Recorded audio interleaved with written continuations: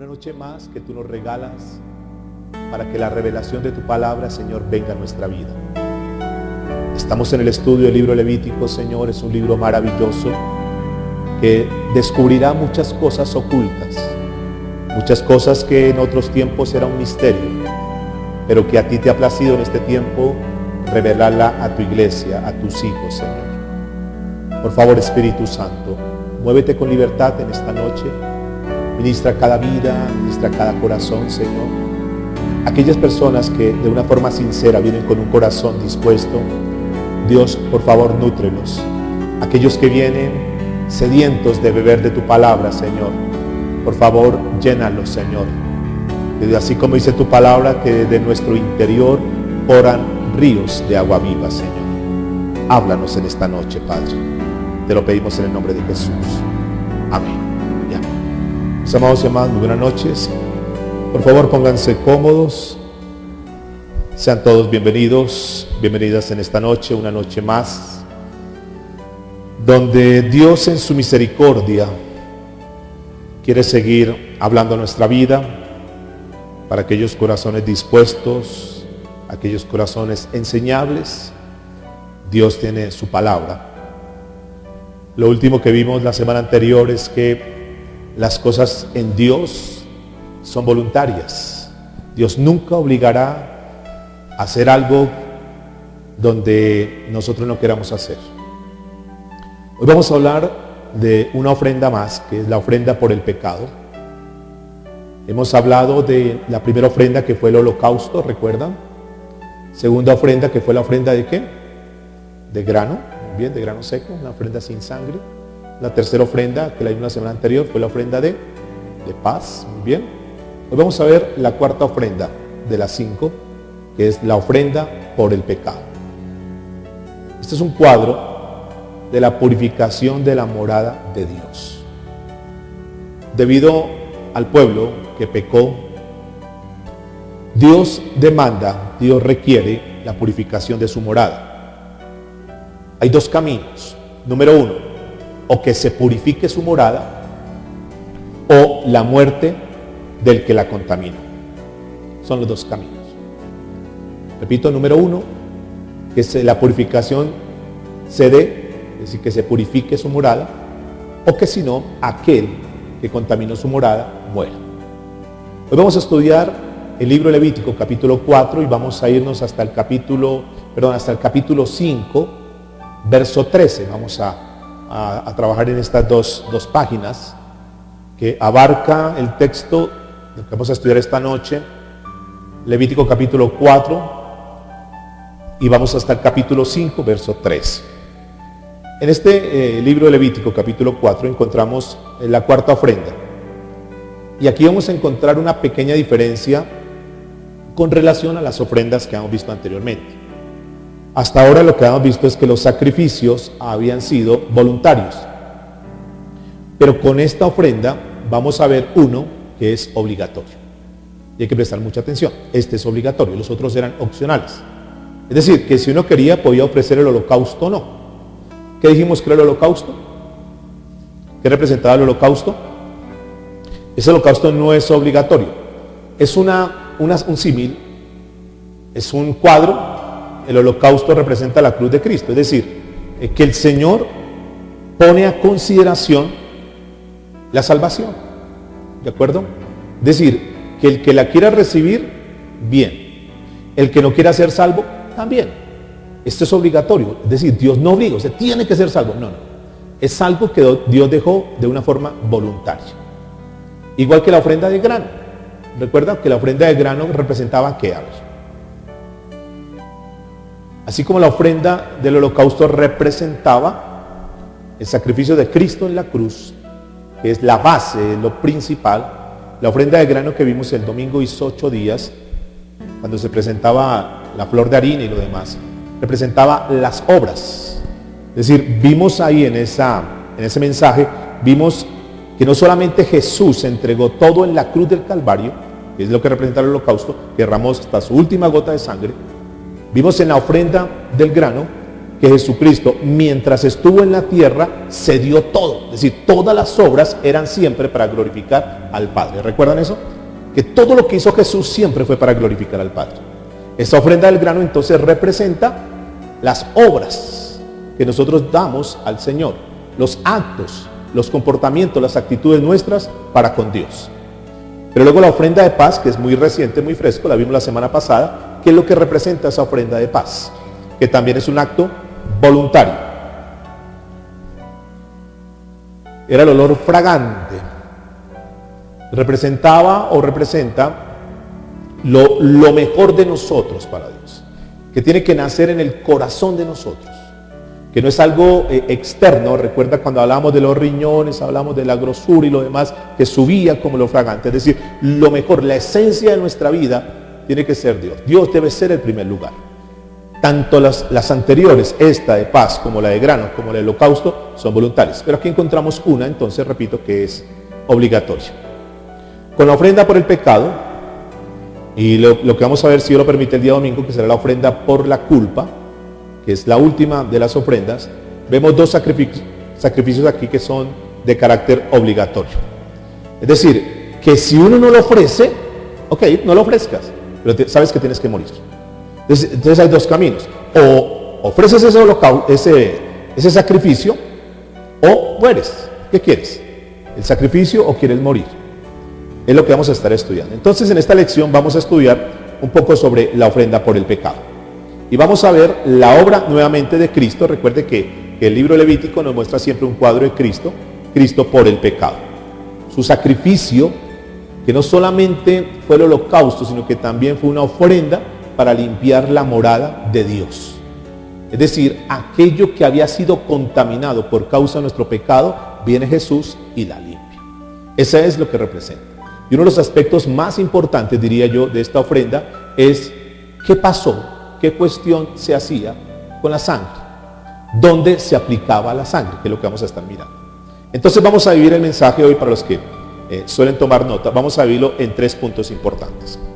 El punto número 1, vamos a mirar ese rito que se hacía, el rito como tal. ¿Qué se hacía o qué se hace con la ofrenda por el pecado? Es lo primero que vamos a estar mirando. ¿Cómo era ese rito y qué se hacía? Número 2, vamos a mirar cuál era el propósito, cuál es el propósito, para qué ofrecer la ofrenda por el pecado. Es decir, ¿para qué lo hacían? Número 1, ¿qué hacían? Y número 2, ¿para qué lo hacían? Y como número 3 vamos a mirar el cuadro de Cristo purificando la morada de Dios que se contaminó por el pecado. Entremos en materia entonces. Punto número 1, el rito. ¿Qué se hace con la ofrenda por el pecado? Y este capítulo 4 y en parte del capítulo 5 lo vamos a dividir en 4 partes importantes.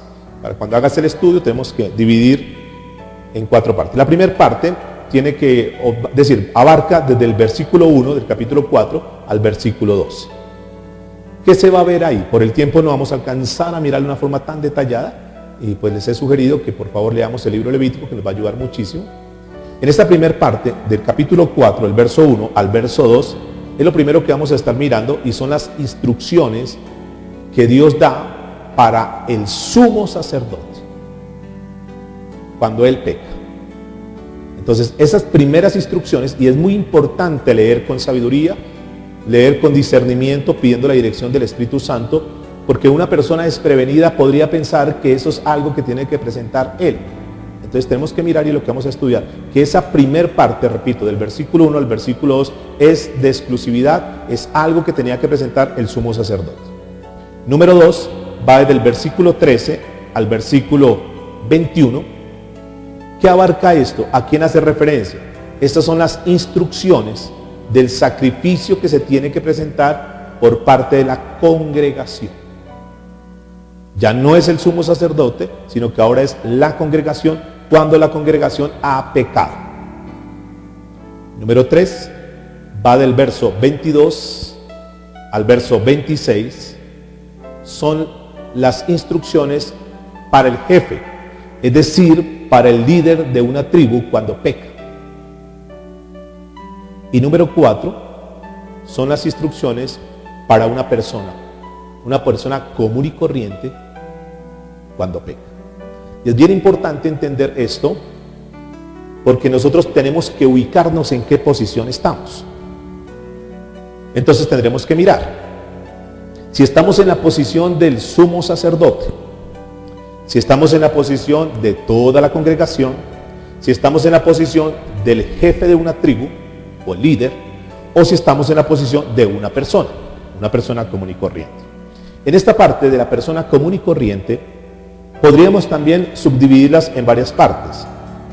Una parte va desde el versículo 27 al 31, donde la instrucción para esa persona común y corriente, que ya lo estuvimos mirando, tiene una opción número 1, y es que pueda presentar una cabra. Estoy hablando de una persona común y corriente. Si no tiene para comprar una cabra, entonces va del versículo 32 al 35. Entonces, si no tiene para la cabra, entonces presente una cordera. Es decir, si no tiene la capacidad económica para eso, entonces presente una corderita. Ahora, del verso 1 al 13 del capítulo 5, muestra que si no tuviese para presentar ni una cabra ni una cordera, entonces puede presentar palomitas. Puede presentar, si no tiene para presentar palomas, entonces puede presentar color de harina. ¿Sí? Lo van a encontrar ahí. ¿Qué nos muestra esto? Que no hay ninguna exclusión. Es decir, que por más arruinada que esté una persona, Dios siempre le va a dar la oportunidad que esa persona pueda estar en paz con Dios. Es decir, que no hay ninguna exclusión, que la parte económica, la parte de capacidad que tenga, no lo va a limitar, no lo va a impedir de que esa persona esté bien con Dios. Volvamos entonces al principio para mirar este rito de la purificación. Vamos del versículo 1 al versículo 5, por favor. Esta primera parte entonces, ¿para quiénes? Y es que esto que estamos haciendo acá es la forma como tenemos que hacer un estudio para no confundirnos cuando se toman textos aislados y toman un versículo y ese versículo da una enseñanza y crean una doctrina y lo demás. Entonces es muy fácil que la persona se confunda. Uno tiene que mirar siempre el contexto, de dónde viene, a quién es, para quién está hablando, de qué parte está hablando. Y recuerde que la Biblia siempre tiene dos maneras, uno que es la parte literal y otra que es un cuadro. Miramos la literal, que era para el pueblo judío, pero eso representa un cuadro para nosotros hoy en día, que lo vamos a estar estudiando. Versículo 1 en adelante de Levítico 4. Dice la Biblia: habló Jehová a Moisés diciendo: habla a los hijos de Israel y diles, cuando alguna persona pecare por hierro en algunos mandamientos de Jehová sobre cosas que no se han de hacer, e hiciere alguna de ellas, versículo 3, que es el clave aquí, si el sacerdote ungido pecare según el pecado del pueblo, ofrecerá a Jehová por su pecado que habrá cometido. ¿Qué ofrece? Un becerro sin defecto para expiación. Traerá el becerro, escuchen bien esto porque hay unos detalles muy importantes acá, por favor. Traerá el becerro a la puerta del tabernáculo de reunión delante de Jehová y pondrá su mano sobre la cabeza del becerro. Esta parte la voy a ir rápido porque ya creo que lo hemos entendido, por qué le ponía la mano y lo demás, ¿cierto? Que eso no, es claro ya para nosotros, ¿por qué razón le pone? Ok. Y hablamos de un becerro limpio, y ya sabemos todo eso que representa. Versículo 5. Y el sacerdote ungido tomará de la sangre del becerro, y escuche lo que dice, y la traerá al tabernáculo de reunión. Aquí ¿qué vemos? Vemos los elementos que ya hemos visto en los anteriores sacrificios. De poner su mano. ¿Para qué ponía su mano? Repasemos un poquitico. ¿Para qué ponía su mano? Vimos aquella oportunidad, dos razones por las cuales ponía su mano. Número 1, ¿para qué era?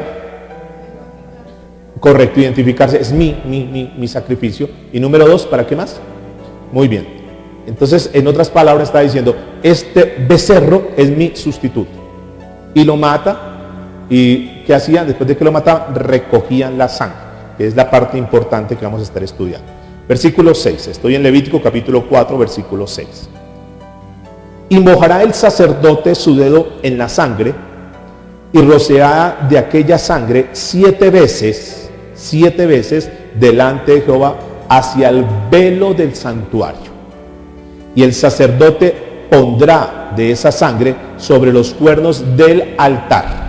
Noten que estamos hablando del velo del santuario y estamos hablando de los cuernos ¿de dónde? Del altar del incienso aromático, que está en el tabernáculo de reunión delante de Jehová. ¿Dónde estaban estos dos elementos? ¿Estaban dónde? En el tabernáculo de reunión delante de Jehová. Y echará el resto de la sangre del becerro al pie del altar del holocausto, que está en donde, por favor, a la puerta del tabernáculo de reunión. ¿Qué vemos aquí de nuevo? Aquí vemos algo, y es que nos debe llamar la atención, y es lo siguiente: ¿en dónde se aplica la sangre? Dice que 7 veces se aplicará la sangre. ¿En dónde se aplica la sangre? Número 1, ¿qué dijimos? En el velo del santuario. Número 2, en los cuernos del altar. Y número 3, ¿en dónde? En la puerta del tabernáculo de reunión. ¿Listo? 3 lugares donde se esparcía la sangre. ¿Quién hacía esto? El sumo sacerdote. Entonces, ¿qué hacía? El sumo sacerdote entra al velo. ¿Qué es el velo, mis amados? Estos son conceptos. Uno cuando estudia Levítico es una maravilla porque le muestra muchas cosas. ¿Qué es el velo? Porque es que uno lo puede leer y ya, listo, lo leímos. Pero tenemos que ir a revisar. No pasemos entero, por favor, los mensajes. No nos dejemos llevar por un mensaje que lo cuente, pero tenemos que digerirlo muy bien. ¿Qué es el velo? ¿Para qué era el velo? ¿Qué hacía el velo? Una cortina, entonces. ¿Para qué era la cortina? ¿Para qué era la cortina? No me diga para tapar la ventana, porque no era para eso. ¿Para qué la cortina? ¿Qué hacía la cortina? Separaba. ¿Qué separaba? El lugar santo del lugar santísimo. ¿De acuerdo? Separaba el lugar santo del lugar santísimo. ¿Quién podía entrar al lugar santo? ¿Quién podía entrar en esa época? ¿Quién era el encargado, el único encargado de entrar allá? El sumo sacerdote. Escuchen muy bien, porque cada palabra, cada uno de los eventos que están dándose acá, vamos a mirarlo al final del mensaje, tiene una representación muy grande y muy valiosa para que no nos confundamos con doctrinas de estratagemas de hombres. Escuchen lo que dice. Entonces el velo separa el lugar santo del lugar santísimo. Si mañana le pregunta a alguien ¿para qué era el velo?, ¿ustedes qué le van a responder? Para separar el lugar santo del lugar santísimo. Y rociaba la sangre hacia el lugar santísimo. Es decir, llegaba al velo y tomaba la sangre y la rociaba sin pasar al lugar santísimo. Escúchenme esto. Desde ahí rociaba el velo en dirección ¿a dónde? Al lugar santísimo. ¿Hasta ahí estamos de acuerdo? Luego de aplicar entonces la sangre, iba al altar de bronce y dejaba lo que sobraba. Versículo 8. Estoy en Levítico capítulo 4, verso 8. Y tomará del becerro para la expiación toda su grosura, la que cubre los intestinos y la que está sobre las entrañas, los 2 riñones, la grosura que está sobre ellos y la que está sobre los ijares, y con los riñones quitará la grosura de sobre el hígado, de la manera que se quita del buey del sacrificio de paz, y el sacerdote la hará arder sobre el altar del holocausto. Entonces, ¿qué hacía aquí? ¿Qué quemaba entonces aquí?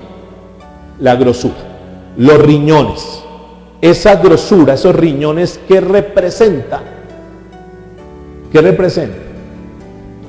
¿Qué representa? ¿Qué representan? Lo vimos la semana pasada. Sí, que se llamó como esa ofrenda. ¿Cómo se llamó la ofrenda la semana pasada? La ofrenda de paz. Noten lo siguiente, por favor. ¿En qué momento se presentaba la ofrenda de paz? ¿Qué era lo primero que se presentaba? ¿Qué es lo primero que se presentó? El animal. Luego de presentarse el animal, ¿qué se presentaba a Dios? La sangre. Y luego de la sangre se presentaba la grosura. Todo eso tiene una connotación importante. Lo básico, lo principal, lo primordial es el holocausto. Es lo principal. Sobre el holocausto iba lo demás. Lo demás era secundario, pero lo principal era el holocausto, que representa ¿qué el holocausto? La cruz del Calvario. Jesucristo en la cruz del Calvario. Luego la sangre, porque no bastaba con que Jesucristo fuera a la cruz del Calvario, era necesario derramar la sangre, porque al derramar la sangre, ¿qué sucede? ¿Qué hubo al derramar la sangre de Jesucristo? ¿Nos limpió de qué? De nuestros pecados. Y luego de que Jesús nos limpió de sus pecados a través de su sangre, nosotros nos presentamos en paz con Dios. Es la ofrenda de paz que estudiamos. Yo no me puedo presentar en paz con Dios, es decir, yo no puedo esperar, pretender estar en paz con Dios cuando ni siquiera presento a Cristo como mi sustituto, cuando ni siquiera le he aplicado la sangre de Cristo a mis pecados. Es decir, hay personas, escúchenme en esto que es donde está el gran error doctrinal así de gigante. Hay personas que tienen a Cristo como su Salvador, pero no lo tienen como su Señor. Y son aquellas personas que como lo tienen como su Salvador, son las personas que mañana dejan y abandonan a Cristo. Pero nunca verdaderamente se han convertido esas personas.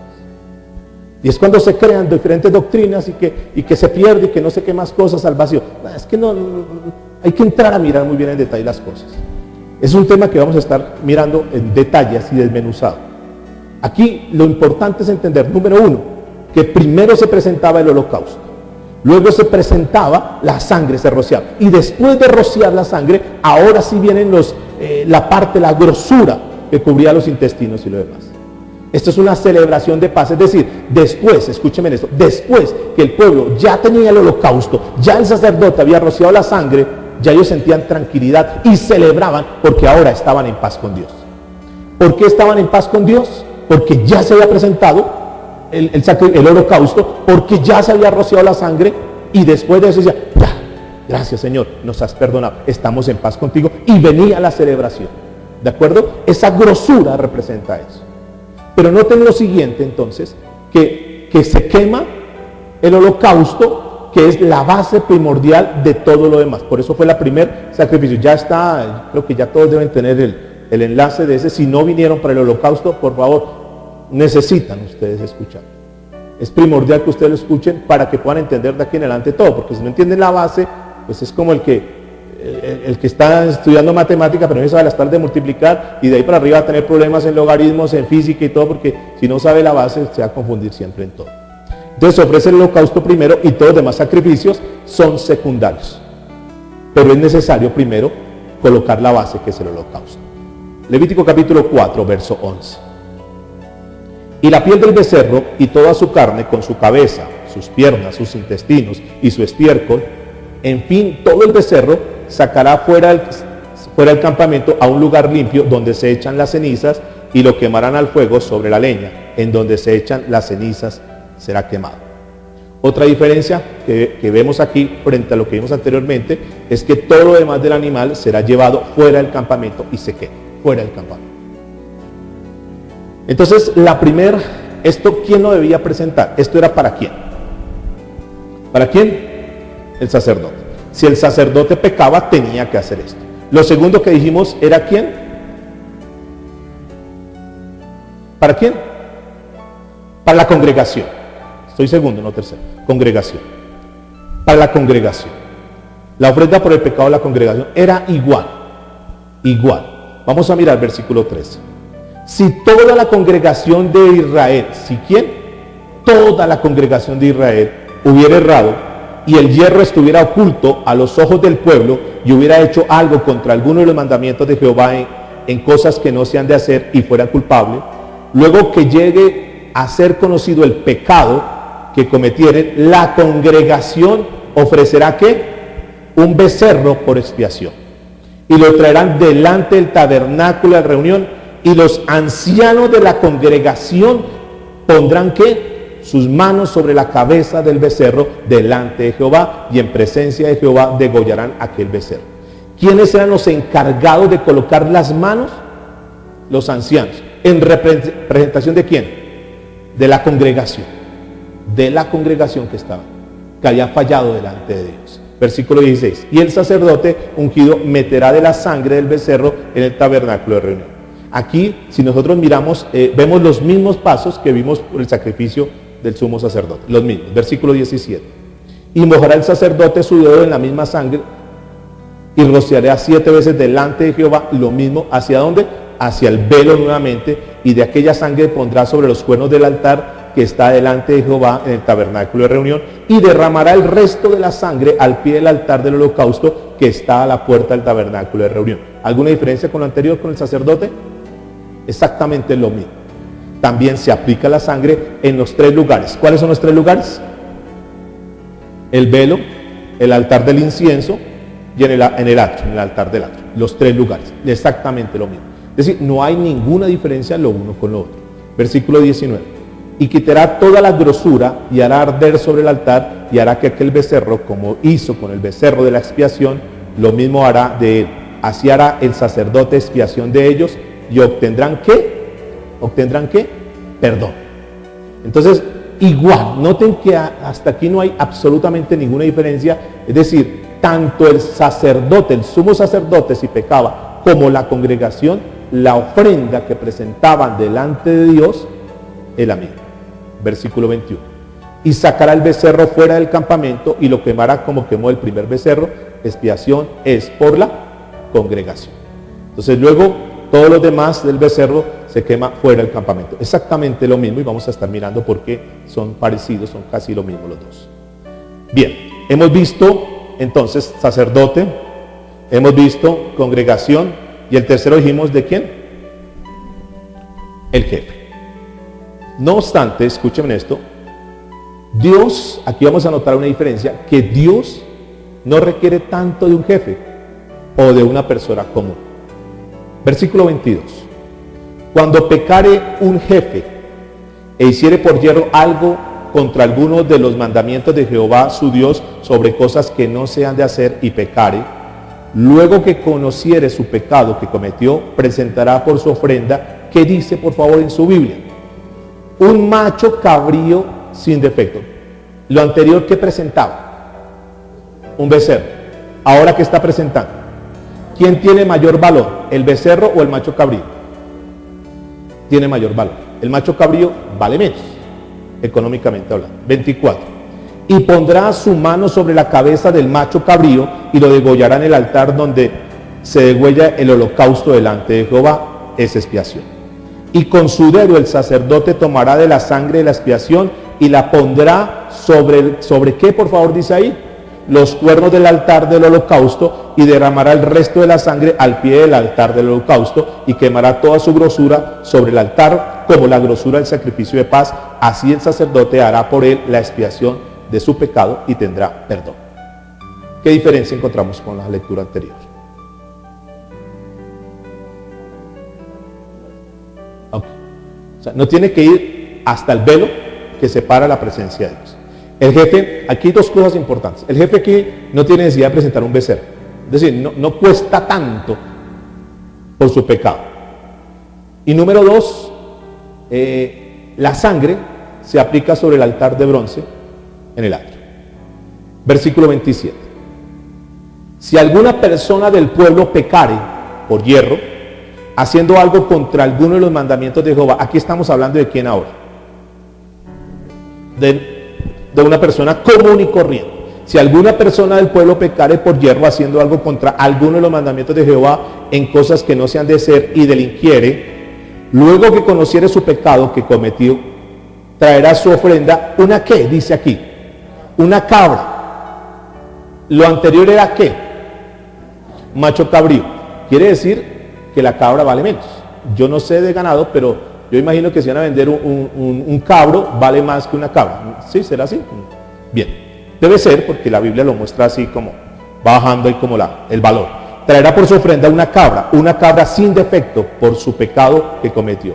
Y pondrá su mano sobre la cabeza de la ofrenda de la expiación y la degollará del holocausto.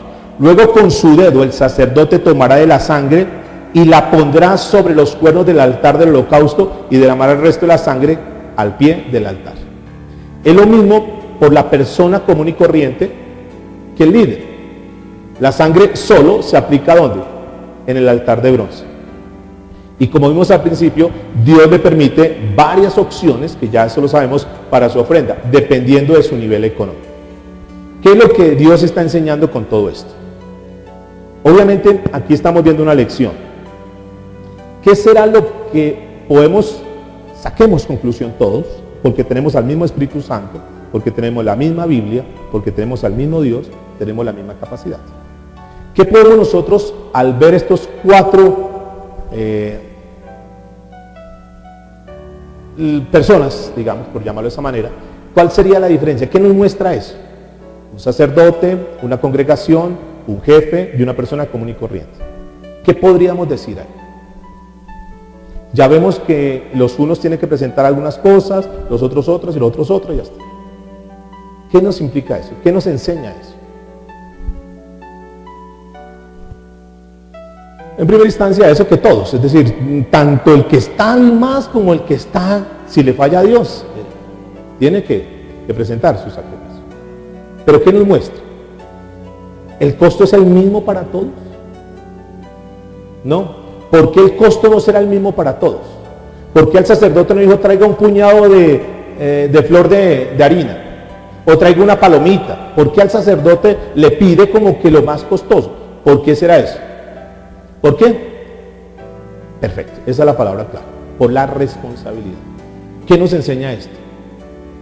Que a mayor privilegio, mayor responsabilidad. Y la Biblia dice que al que más se le da, más se le ¿qué? Más se le da. ¿De acuerdo? Por eso la responsabilidad. El sumo sacerdote tenía un privilegio por encima de todos, pero asimismo era su responsabilidad. Y por eso su pecado, delante de los ojos de Dios, es más grave que una persona común y corriente. ¿Por qué es más grave? ¿Por qué era más grave el pecado del sumo sacerdote que una persona común y corriente? ¿Por qué?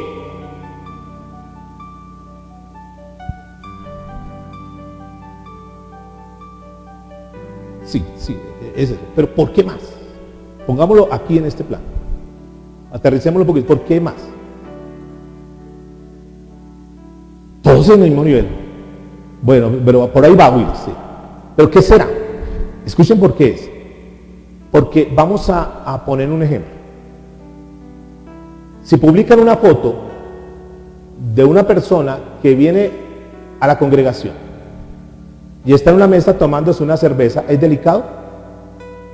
Pues se ve como, no se ve como tan agradable. Pero si se coloca de un líder, es más delicado. Si una persona común y corriente, los dos son pecados, pero le voy a decir por qué la trascendencia es. Si una persona común y corriente de la congregación, una persona común y corriente, cae en un pecado, ¿es delicado? Claro que es delicado. Pero si el líder de la congregación cae en pecado, ¿es más delicado? ¿Por qué puede ser más delicado? Aunque es el mismo pecado. Porque si la gente ve eso, ¿qué pasa con el pueblo? Se desanima. Se desanima. Dice, no, si este es mi líder. Nos dicen, no, pues que esta hora está comenzando.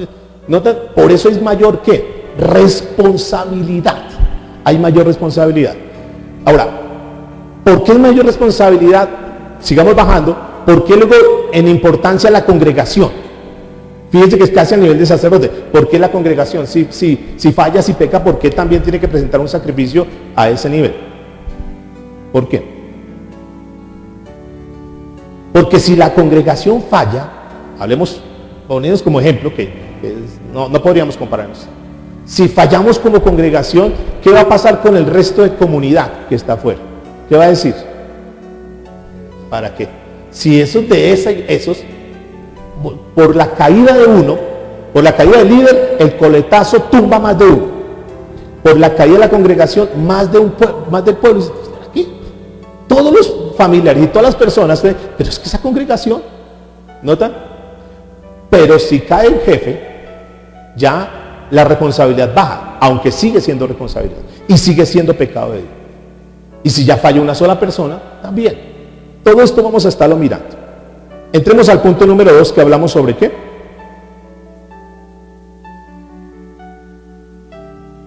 Sobre el propósito. ¿Cómo hacía el propósito? ¿Para qué era la ofrenda por el pecado? La ofrenda por el pecado, ¿para qué servía? Lo dijimos al principio. ¿Servía para qué? Para purificar la morada de Dios, después de que el hombre contaminó. Hay un principio importante aquí, que nos enseña mucho a nosotros.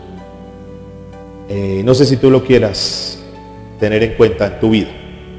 Y es que la impureza del hombre contamina el tabernáculo. ¿Cómo lo podríamos traducir al lenguaje de nosotros hoy? Que si hay pecado en nuestra vida, no hay una relación clara con el Señor. contamina eso. Levítico capítulo 15, versículo 31. Solamente dejan ahí marcadito el anterior porque vamos a seguir ahí trabajando. Pero vamos a mirar un momento esto. Levítico capítulo 15, versículo 31. Luego ya en Levítico 5, del 1 al 13, va a mostrar, usted lo va a mirar en su casa, va a mostrar en detalle, ya si una persona vio que alguien cometió un delito y no dijo nada, entonces se está pecando, entonces ¿qué tiene que presentar? Y ahí comenzaba las tórtolas y lo demás, hasta llevarlo a la harina, que lo van a mirar ustedes ahí. Pero Levítico capítulo 15, verso 31 dice, así apartaréis de sus impurezas a los hijos de Israel, a fin de que no mueran por sus impurezas, por haber contaminado mi tabernáculo que está entre ellos. Dios dio una ofrenda por el pecado para tratar con ese problema. La única manera, escúchenme bien por favor, la única manera de limpiar la contaminación, ¿cuál es? ¿Cómo se manejó? Si la persona fallaba y no presentaba su ofrenda, ¿qué pasaba? No presentó la ofrenda. Pecó, pero no presentó ofrenda. Pero es que usted pecó, no presentó ofrenda. Pero tiene que presentar la ofrenda. Lleve, así tenga la harina, la flor de harina. No presentó nada. No presentó nada. Pero usted está pecando, no presentó nada. ¿Qué hacía el pueblo? ¿Qué hacían con esa persona? ¿No presenta ofrenda? Entonces, ¿qué hacían? Lo mataban, punto. Lo mataban. Ahí en la Biblia, luego lo miraremos, un hombre llamado Nabat y Abiú, que fueron muertos por causa de eso. Esto es exactamente lo que vemos en la aplicación de la sangre. El pecado del sumo sacerdote, escúcheme esto, era el más grave. ¿Por qué? Porque él era el representante. Él era la cabeza del pueblo. Era la autoridad. Y el pecado de él afectaba a todo. Por eso tenía que entrar desde el velo hasta afuera. ¿Para qué? Porque esto dañaba la relación del pueblo y tenía que entrar desde adentro. Por eso él tenía que ir hasta el velo e ir para afuera. Lo mismo pasaba con el pueblo, igual. Porque lo que hacía el pueblo, y recuerde que está hablando los levitas. ¿Quiénes eran los levitas? Era el pueblo sacerdotal escogido por Dios. Eran las personas que, como decía Willa, se suponen que tienen más comunión con Dios. Se suponen que están más cerca de Dios. Era el pueblo. Las demás tribus estaban mirando siempre a los levitas. Los levitas, cómo se comportan, cómo actúan. Y Dios, si le dejaba pasar en alto a él, contaminaba a los demás. Pero si los levitas, que son el pueblo sacerdotal de Dios, cometieron eso, pues nosotros también lo podemos hacer. Entonces podía desbordar una cantidad de cosas. Entonces toda la morada de Dios quedaba contaminada. Por eso era tan importante. Pero si uno del pueblo, el jefe o cualquier persona común y corriente, no era tan grave en comparación con los primeros, pero sigue siendo grave. Porque ese pecado que cometía aquel no iba a arrastrar a todo el pueblo. Cuando más arrastraba a su familia, cuando más arrastraba a las personas cercanas. Por eso era muy importante eso. Vamos a mirar algo, que la ofrenda por el pecado era necesaria para purificar entonces la morada de Dios entre su pueblo. Como ya miramos holocausto, entonces el holocausto Dios lo dejó establecido por qué y para qué. Repasemos un poquitico eso. Porque ¿cómo estaba el pueblo? Recuerda cómo estaba el pueblo en Éxodo, luego entramos a Levítico, y el pueblo cómo se encontraba con Dios. ¿Estaba amistado con Dios? No, estaba enemistado. Y la manera, el mecanismo, la herramienta que Dios utilizó para que el pueblo entrara en amistad con Dios se llamó el holocausto. ¿Qué hizo entonces el holocausto? Volvía a poner en amistad a Dios con el hombre. Y el holocausto entonces era el que pagaba el precio. Recuerde para qué dijimos el holocausto, además de ponernos en comunión con Dios. ¿Qué hacía? ¿Qué hizo el holocausto? Que lo vimos en Génesis capítulo 8 y que luego lo vimos en Levítico. ¿Qué hizo? Perfecto. ¿Aplacó qué? La ira de Dios. Es decir, si no hay holocausto, la ira de Dios no es aplacada. Ahora, si no era aplacada la ira de Dios, ¿qué sucedía? Que la ira de Dios iba a venir ¿sobre qué? Sobre el pueblo. ¿Cómo aplica para nosotros eso? que si no tenemos a Cristo como nuestro Señor y Salvador, si tú no has hecho a Cristo como el Señor y Salvador, si lo tienes solamente como el Salvador, pero no lo tienes como Señor, es decir, no has entregado tu vida verdaderamente a Jesús, solamente crees en Él, como puede creer cualquier persona afuera, crees que Él te puede salvar y lo demás, pero no lo has hecho tu Señor, entonces estás corriendo el riesgo que la ira de Dios venga sobre tu vida. Por eso era tan importante que Dios dejó establecido el holocausto, para aplacar la ira. Y recuerde que se presentó como algo propiciatorio. Ahora, la ofrenda por el pecado trata entonces de la contaminación que hay en el lugar, y su enfoque entonces es más del hombre para entrar como decir, Señor, yo te fallé, yo no quiero estar enemistado contigo, yo sé que ya tengo el holocausto, pero yo necesito estar bien contigo. Hay inmundicias, hay pecado en nuestras vidas que contaminan la relación con Dios. Por tanto, el Señor entonces estableció esa ofrenda para purificar la morada. Lo tercero que vamos a estar mirando entonces es el cuadro, que esta es la parte más importante. El cuadro. Todo esto que se hizo en Levítico es un cuadro de Cristo Jesús. Al igual que el holocausto fue un cuadro de Cristo, también esta ofrenda por el pecado es un cuadro de Cristo. Es decir, que Cristo purificó la morada de Dios que fue contaminada por el pecado. Así como así como el sumo sacerdote era la autoridad espiritual del pueblo, Adán, como nuestro representante, Adán se constituyó en la cabeza. Adán fue la cabeza de los hombres. Antes de Adán no había más hombres. Adán era la autoridad humana en esta tierra. ¿Y qué pasó con Adán como cabeza? Por causa del pecado de Adán, ¿qué hizo? Contaminó todo el pueblo. ¿Quién fue el que falló? Adán. Y contaminó todo el pueblo. Fíjense que el sumo sacerdote, vamos a mirarlo ahorita, vayan a Romanos capítulo 5, versículo 12.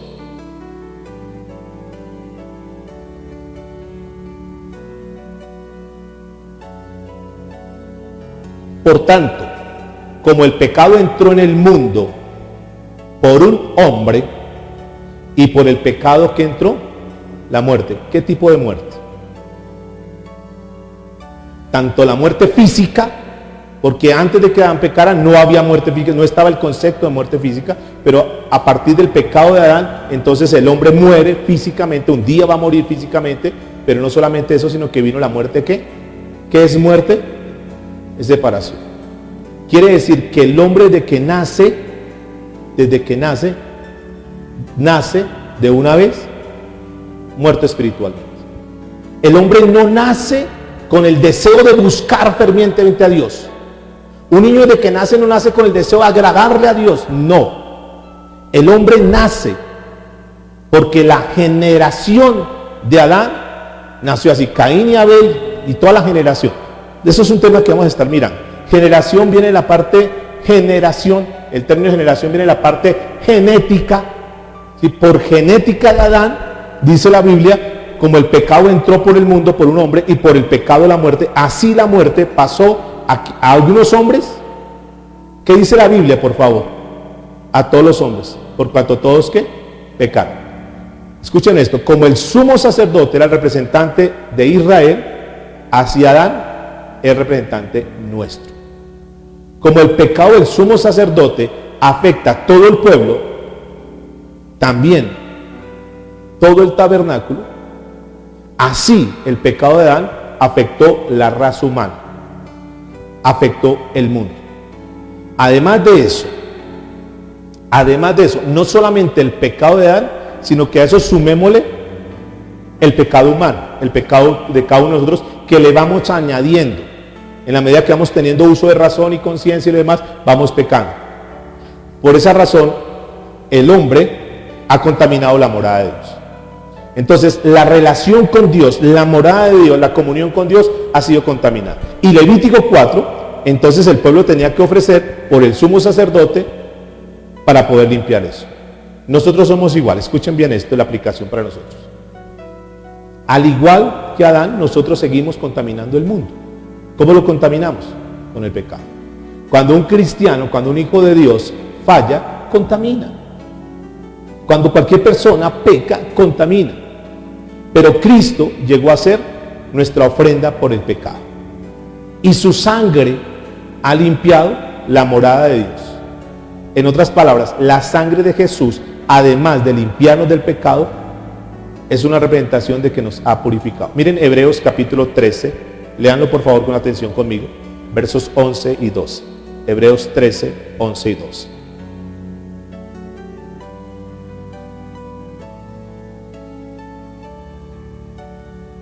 Lo anterior era sombra, vamos a mirar la realidad. Lo anterior era literal, vamos a mirar cuadro.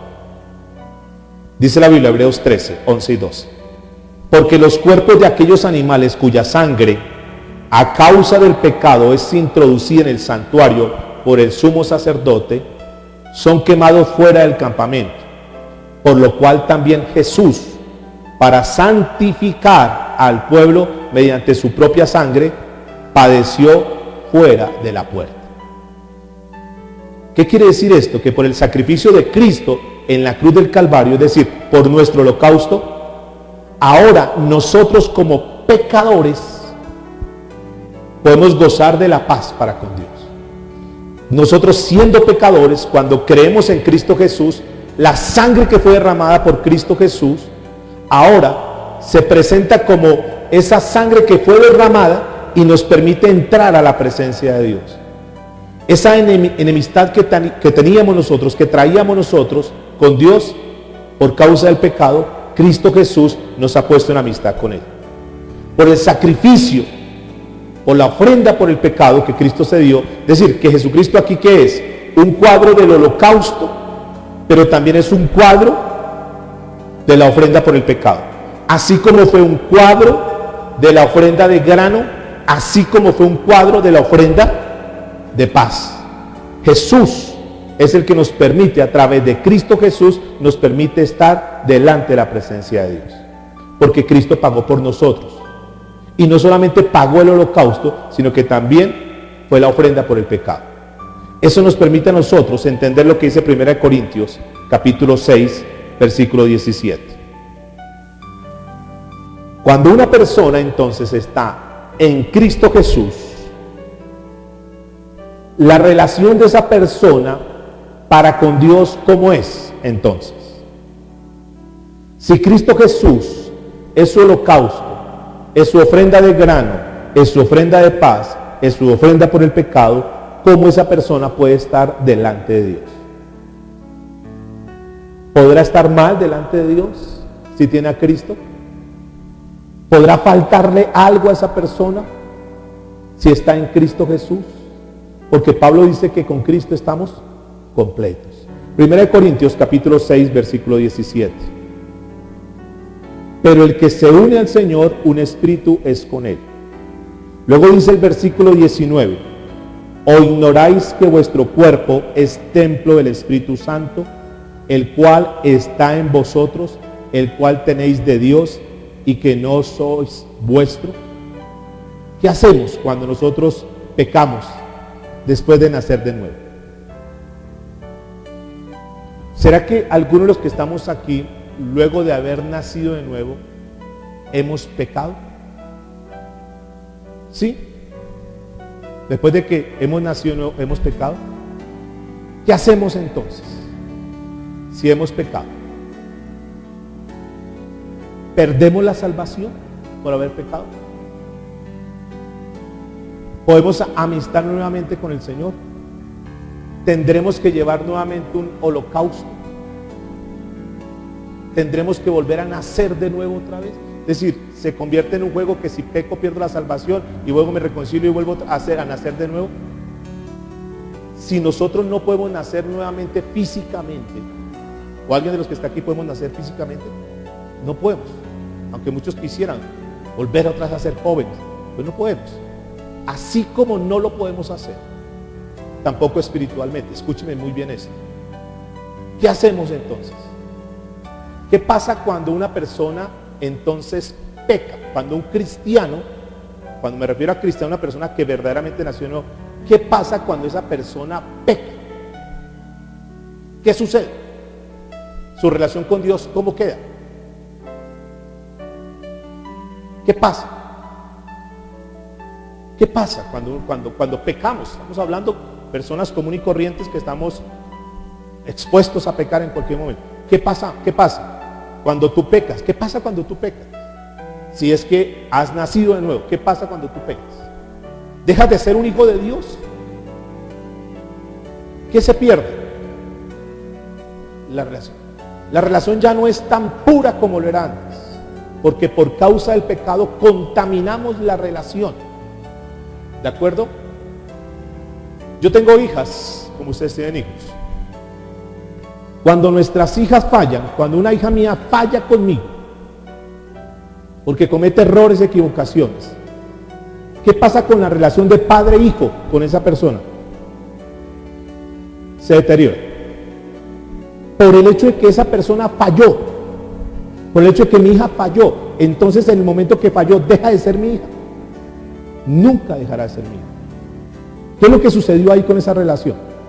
Está deteriorada, no está pura, no está transparente. ¿Qué hay que hacer? ¿Una qué? Reconciliación, purificar esa relación. Pero no tiene nuevamente que volver ella a nacer otra vez y vuelva a nacer mi hija y otra. No, es algo que nosotros vamos a estar estudiando porque es un tema que quiero que por favor nos quede suficientemente claro. Entonces, ¿qué pasaba ahí? Cuando una persona común y corriente, yo no soy sumo sacerdote, ¿alguno es sumo sacerdote aquí? Y si fallamos, no estamos fallando como congregación, estamos fallando como persona. Entonces nosotros nos asociamos, nos identificamos con la persona común y corriente, y algunos seremos jefes porque representamos a nuestra familia. Entonces nosotros no estamos ni en el nivel del sumo sacerdote, ni en el nivel de la congregación, sino que podemos estar calificados o clasificados en el nivel de ¿qué? Del jefe del grupo, o en el nivel de ¿qué? De una persona común y corriente. ¿Y qué presentaba la persona común y corriente? ¿Qué presentaba? ¿Y su ofrenda hasta dónde iba? ¿Tenía que volver a ir a la presencia de Dios? ¿Tenía que volver a ir a sacrificar el becerro y lo demás? ¿O qué pasaba? ¿No era que rociaban la sangre como una limpieza? Porque cuando tú estás sucio, tú te has bañado, nos hemos bañado y salimos y de repente nos ensuciamos las manos. ¿Qué hacemos cuando tú sales a la calle y llegas a tu casa y te ensuciaste las manos porque fuiste al bus o porque hiciste algo? ¿Qué es lo primero que tú haces? ¿Vas y te bañas el cuerpo completamente o qué haces? Ay, te bañas las manos. Ahí vamos a entender muchas cosas. Primera de Juan, capítulo 1, versículo 7. El pecado más grave era el de Adán, nuestro representante y cabeza. ¿Y qué hizo Jesús? Porque el pecado grande era de Adán. Adán representa a nuestro sumo sacerdote. ¿Y qué vino a hacer Jesús? Jesús vino y borró el pecado y la contaminación que Adán vino a traer. Primera de Juan 1:7. Pero si andamos en luz, como Él está en luz, tenemos comunión unos con otros.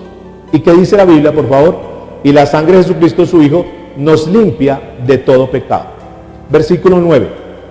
Si confesamos que nuestros pecados, ¿qué dice la Biblia? Él es fiel y justo. ¿Para qué? ¿Y qué más dice? ¿Y limpiarnos de qué? De toda maldad. Es decir, que cuando el Hijo de Dios, estoy hablando para el Hijo de Dios, para el cristiano, para el que nació de verdad, el nacido de nuevo, ¿qué pasa si esa persona peca? ¿Qué pasa cuando pecamos? Primero, si nosotros pecamos, si nosotros como hijos de Dios pecamos, ¿nos quedamos tranquilos? ¿Qué pasa en nosotros?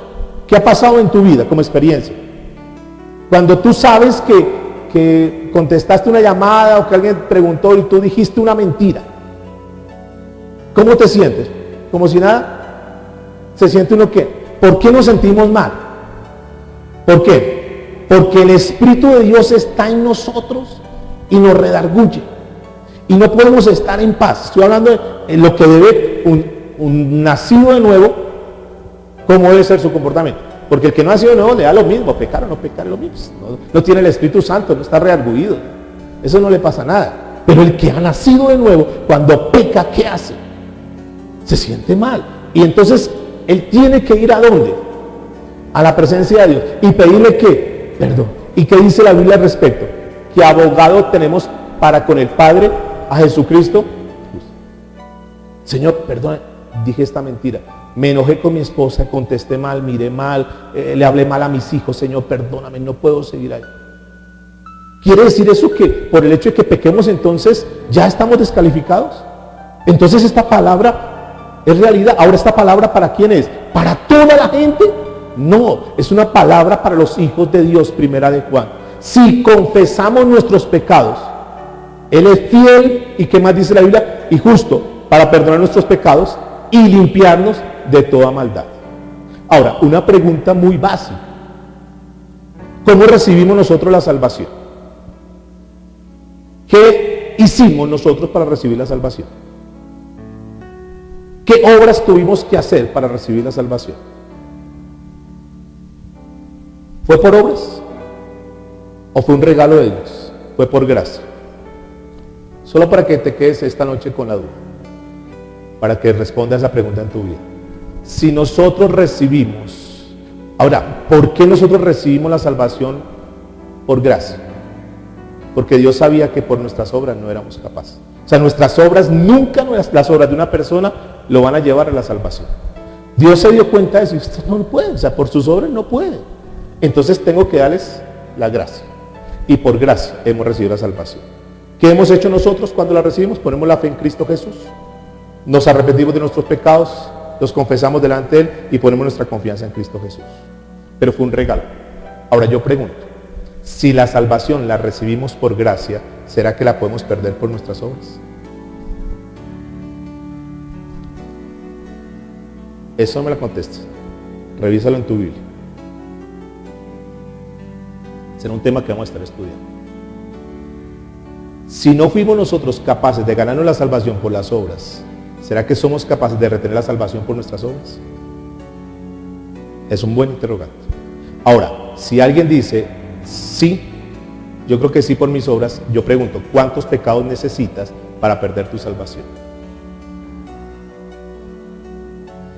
¿1, 15, 20? Cuando la Biblia ha dejado contemplado que si nosotros fallamos, podemos ir delante de Él, confesamos nuestros pecados, y Él es fiel y justo para perdonarnos y limpiarnos de toda maldad. Otra cosa, y es un tema muy amplio y espacioso, otra cosa, la persona que convive con su pecado. Porque si la persona convive con su pecado, si practica el pecado, no puede decir que es cristiano. No puede decir que es cristiano. Una persona que está conviviendo con pecado no puede decir yo soy cristiano. No, porque de una vez, de tajo, el Señor sesga eso. Porque si la persona vive en pecado, convive con el pecado, no puede decir que es hijo de Dios. Porque el que practica el pecado es hijo del diablo. Entonces es muy importante. Eso será un tema que vamos a estar tocando.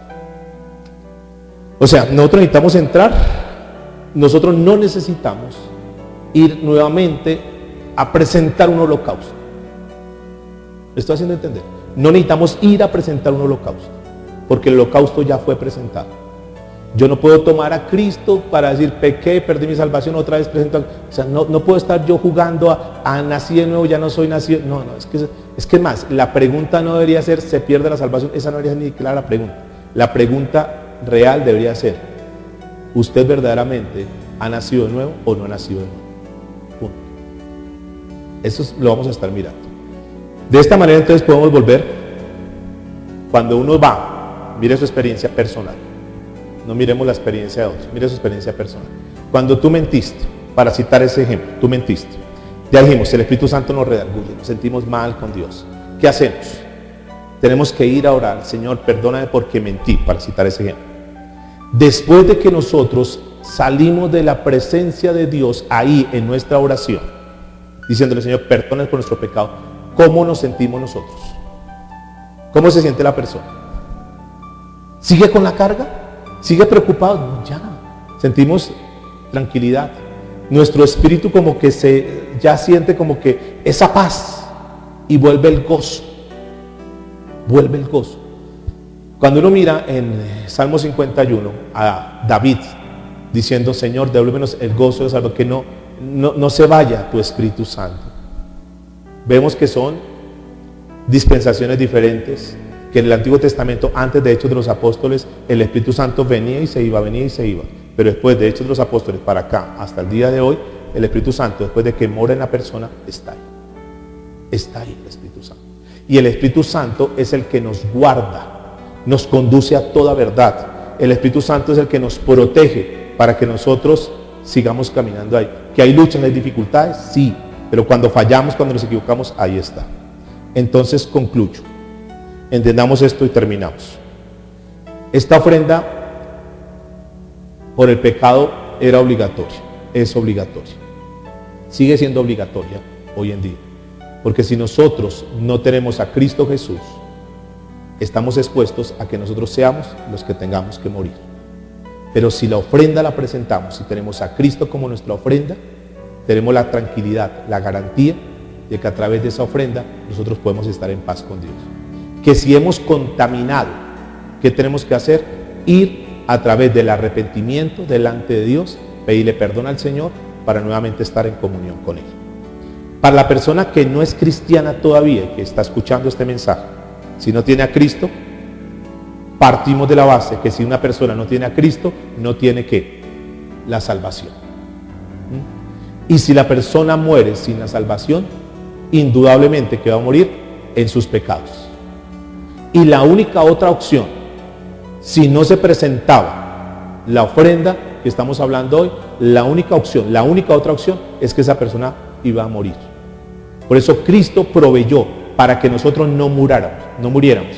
Si nosotros recibimos a Cristo, nosotros no vamos a morir en nuestros pecados, porque nuestros pecados fueron entregados a Cristo Jesús. Por eso es que es importante, si aún estás viviendo en tus pecados, estás en el riesgo más grande, porque si llegaras a morir ahora mismo sin verdaderamente tener a Cristo como su Salvador y como su Señor, ahora verifica, si tú tienes a Cristo hasta el día de hoy solamente como su Salvador, ten mucho cuidado, porque tú tienes que tener la certeza de que Cristo sea tu Salvador, pero también que sea tu Señor.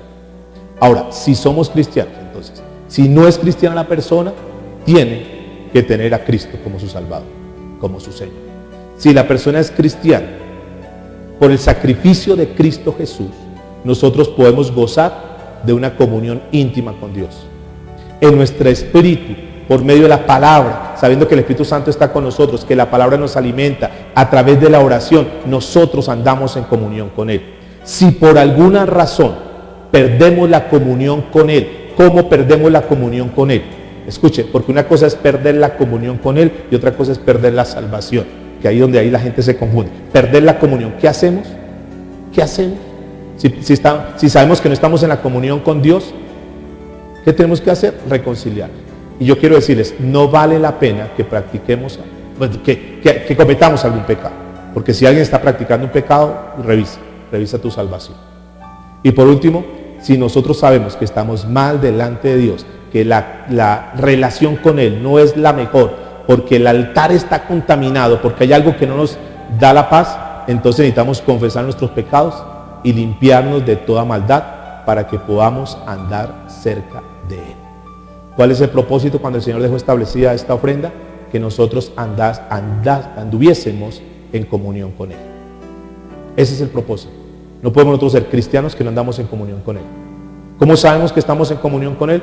Porque anhelamos buscar de Dios, porque anhelamos buscar de su palabra, porque queremos agradarle a Dios en todo lo que hacemos. Si fallamos, si nos equivocamos, queremos otra vez reconciliarnos en ese sentido de que perdimos la comunión, pero queremos estar otra vez en paz y estar ahí.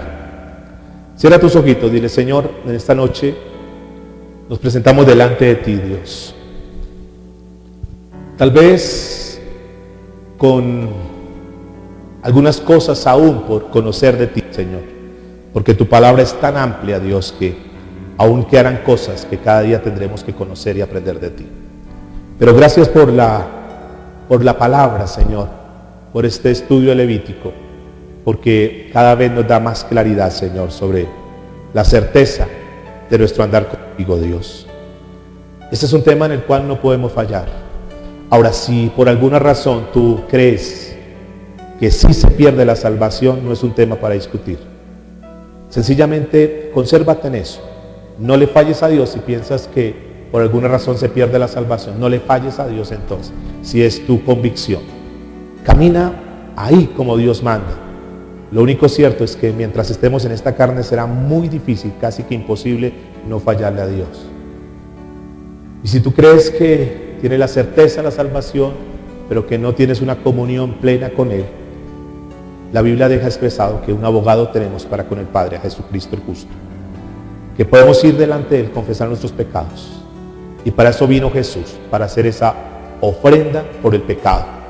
Para que nosotros como su pueblo andemos bien, en paz, tranquilos, sabiendo en quién hemos creído.